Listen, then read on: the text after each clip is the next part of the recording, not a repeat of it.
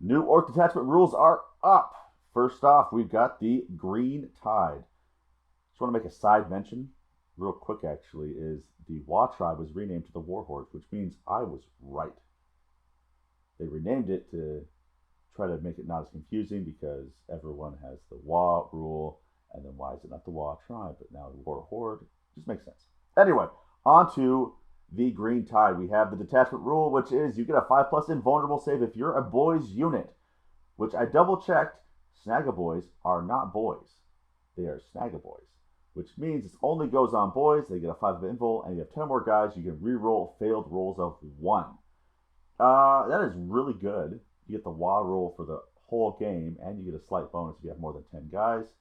I don't know if it's enough to incentivize me to take a big old mob of boys. I just don't care for hordes as much. It's a lot of fun to build a list and see how many models you can cram in there. I just am not convinced on this by itself. But when we get the full codex out, we'll have all the context. We'll see all the boys, all of the units you can put with boys, everything that can, all the synergies and everything so you can see, and we'll have a better picture. So maybe it'll work out. I don't know. It's just I don't want to run hordes anyway. Just personal preference. But we have the first enhancement shown, which is Ferocious Show Off, which is you give a character +1 strength, and if you have 10 or more models in that unit that they have joined, they also get +3, or they get 3 strength instead, which means on the ideal scenario, you give this to a war boss. He goes into a mob of 20 boys. You charge a unit on the Wa turn. He has +5 attacks, so you're looking at 9 attacks at strength. Let's see, he is strength 10, goes to 11 on the Wa, +3 is 14, wounding everything in the game that I can think of on a 3. That is a really good break point. This is nice. I don't know if it's like a take the detachment for this kind of thing, but it does sound really good. There probably might be something else you could put it on, like you could give it to a Big Mech or something to just make them hit surprisingly hard. I'm not sure.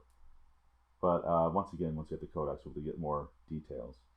Then we have the stratagem, which is Bulldozer Brutality, which, if I'm reading this right, normally when you have a big mob of boys, you're going to have a problem trying to get them all in combat because you have 20 guys, you got to get base to base to base to base for everyone to fight. So theoretically, you're getting 2 layers. But with this, it's within 3 inches, which means you could probably get a 3rd layer to fight, which is really nice because if your opponent is really smart or canny, or you just roll bad on your charge roll, sometimes you just cannot get all the boys up into base to base to base to base. So that is probably a really good strategy to have in a pinch. I don't know if you're going to use it every game, but when you have it, you're really going to like it. Which is, yeah, I don't know.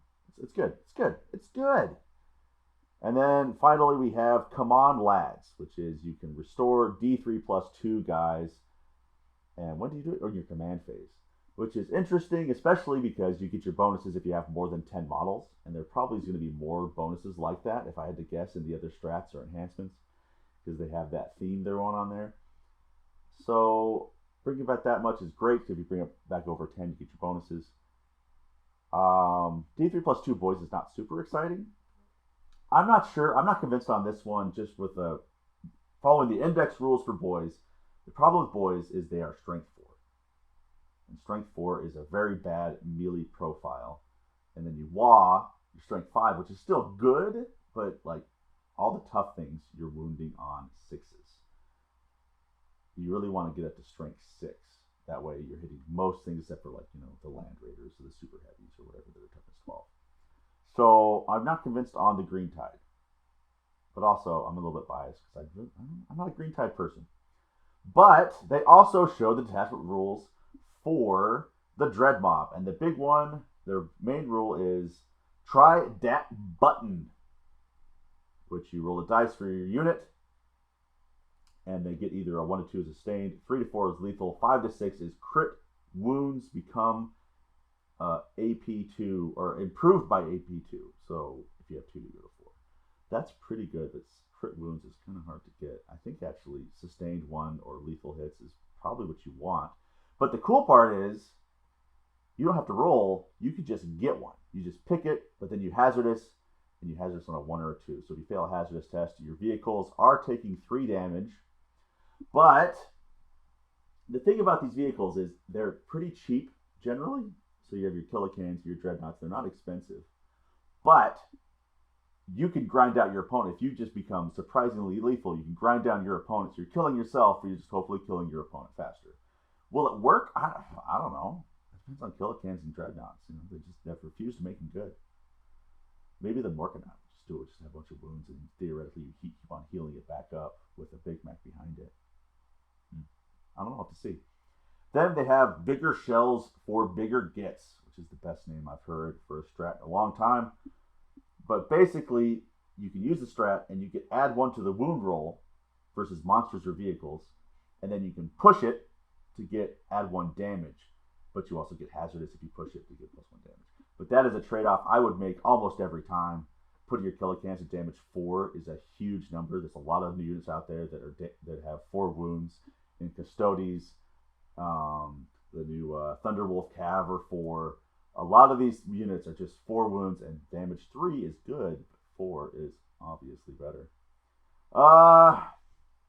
Is that good enough? I don't know. We don't have the whole picture. I would really like it to be good enough. I want to run a Dread Mob. I just love Orc Walkers. As I shared in the last video, my best Orc tournament for a large tournament was with a bunch of Killicans and some Death Dreads and some boys just marching up the field, all I don't know, Walker-like. So I hope it's good. Will it be good? I don't know. We'll find out. Let's see what the rest of the stuff comes out. I'm hoping we'll get all the teases by the time the pre-order is up.